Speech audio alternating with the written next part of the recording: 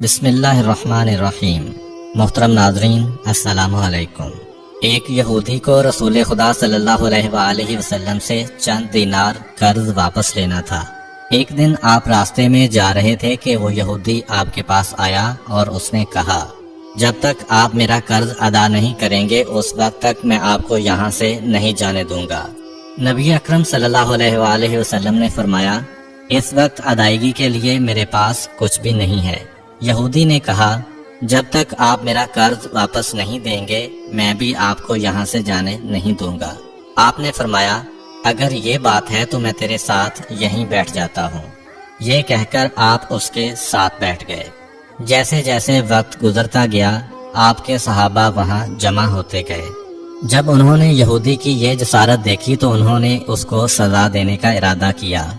آپ نے انہیں ہر طرح کی تادیبی کارروائی سے روک دیا اور فرمایا کہ تم دور چلے جاؤ۔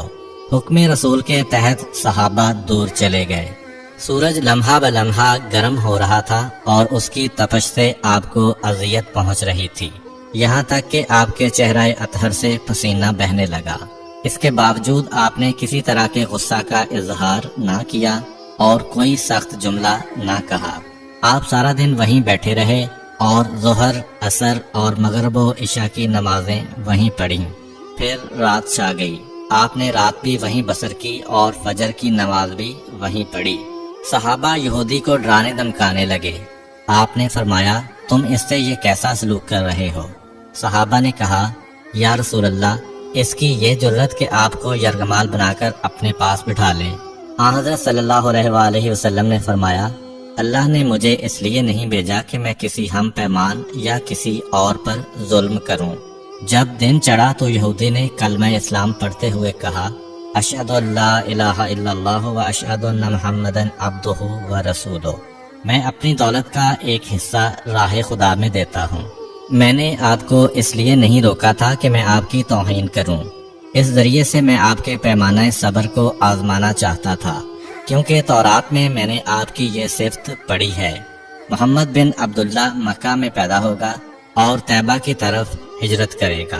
وہ تندخو اور سخت مزاج اور بیہودہ گوئی کرنے والا نہ ہوگا اور کوئی جھوٹی بات زبان سے نہیں کہے گا۔ اس طرح سے میں نے آپ کو یہاں رکھ کر اس بات کی تصدیق کی ہے کہ تورات نے بالکل سچ کہا تھا۔ رسول اکرم صلی اللہ علیہ وآلہ وسلم مبعوث برسالت ہونے کے 3 سال بعد تک خفیہ طور پر دعوت اسلام دیتے رہے۔ اس کے بعد اللہ تعالیٰ نے آپ کو حکم دیا کہ آپ کھل کر اللہ کا پیغام پہنچائیں اور لوگوں کو خدا کی طرف دعوت دیں۔ ایام حج شروع ہوئے تو پورے جزیرۃ العرب سے لوگ مکہ کی طرف آنا شروع ہوئے۔ نبی اکرم صلی اللہ علیہ وآلہ وسلم کوہ صفا پر چڑھے اور آپ نے بلند آواز سے فرمایا، لوگو، میں اللہ کا رسول ہوں، تم اللہ رب العالمین پر ایمان لے آؤ۔ لوگ آپ کی طرف متوجہ ہوئے اور انہوں نے تعجب سے یہ اعلان سنا اور سب کی خواہش ہوئی کہ وہ اعلان کرنے والے کو دیکھیں۔ پھر آپ صفا سے اتر کر مروہ آئے اور وہاں پر بھی آپ نے 3 بار یہی اعلان کیا۔ جب ابو جہل نے حضرت صلی اللہ علیہ وآلہ وسلم کا یہ اعلان سنا تو اسے سخت غصہ آیا۔ اس نے زمین سے ایک پتھر اٹھا کر آپ کی پیشانی پر مارا، جس سے آپ کی پیشانی زخمی ہو گئی، خون بہنے لگا اور آپ کا پورا چہرہ لہو لہان ہو گیا۔ اس کے بعد تمام مشرکین آپ کو پتھر مارنے لگے۔ نبی اکرم صلی اللہ علیہ وآلہ وسلم مجبور ہو کر کوہ ابو قبیس پر چڑھ گئے اور ایک چٹان کے پیچھے جا کر چھپ گئے۔ مشرکین نے بھی آپ کا تعاقب کیا لیکن آپ انہیں کہیں دکھائی نہ دیے۔ ناکام و نامراد ہو کر انہیں واپس آنا پڑا۔ اسی اثناء میں ایک شخص نے حضرت علی علیہ السلام کو اس واقعہ کی اطلاع دی اور کہا کہ میرا خیال یہ ہے کہ محمد مارے جا چکے ہیں، نعوذ باللہ۔ یہ سن کر حضرت علی علیہ السلام کو شدید دکھ ہوا اور آپ ام المومنین حضرت خدیجہ الکبریٰ سلام اللہ علیہ کے پاس آئے اور ان سے کہا، میں نے سنا ہے کہ مشرکین نے رسول خدا صلی اللہ علیہ وآلہ وسلم پر سنگ باری کی ہے اور بعض لوگوں کا یہ گمان ہے کہ نبی اکرم شہید ہو گئے ہیں۔ آپ روٹی پانی اٹھائیں اور میرے ساتھ انہیں تلاش کرنے کے لیے چلیں، ممکن ہے ہمیں ان کا کہیں نشان مل جائے۔ آپ وادی پر نظر رکھیں اور میں پہاڑ کے دامن میں آپ صلی اللہ علیہ وآلہ وسلم کو تلاش کرتا ہوں۔ آپ روتے ہوئے آگے بڑھے اور آپ کہہ رہے تھے، یا رسول اللہ، ہمیں جواب دیں، آپ کہاں ہیں؟ میری روح آپ پر قربان، آپ کس وادی میں بھوکے پیاسے ہیں؟ آپ نے مجھے اپنے ساتھ کیوں نہ لیا تھا؟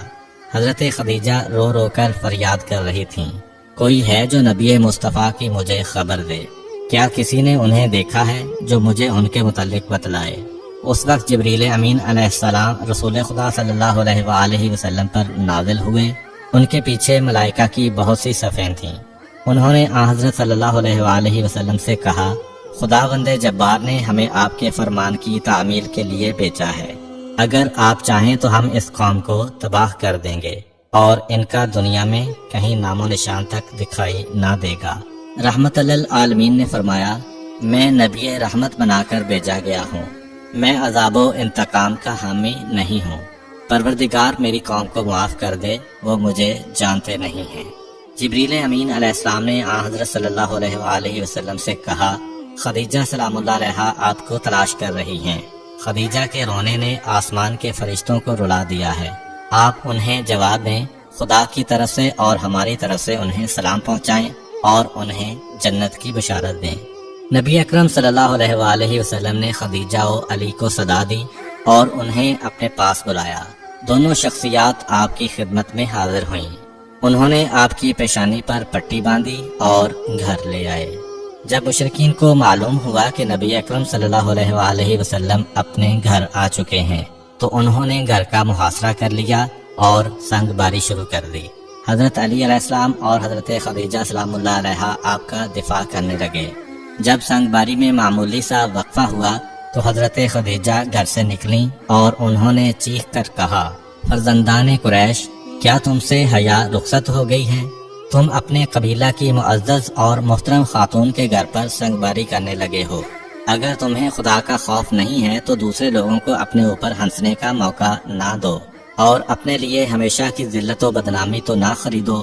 جب مشرکین نے حضرت خدیجہ سلام اللہ علیہ کی گفتگو سنی تو ندامت کے مارے ان کے سر جھک گئے اور وہ شرمندہ ہو کر اپنے گھروں کو چلے گئے۔ نبی اکرم صلی اللہ علیہ وآلہ وسلم نے دعوت اسلام کا آغاز ان روح فرسا واقعات کے ساتھ کیا تھا۔ آپ پر کروڑوں سلام ہوں۔ آپ نے لوگوں کو گمراہی و ضلالت سے بچانے کے لیے قدم قدم پر تکالیف اٹھائیں اور صدمے برداشت کیے۔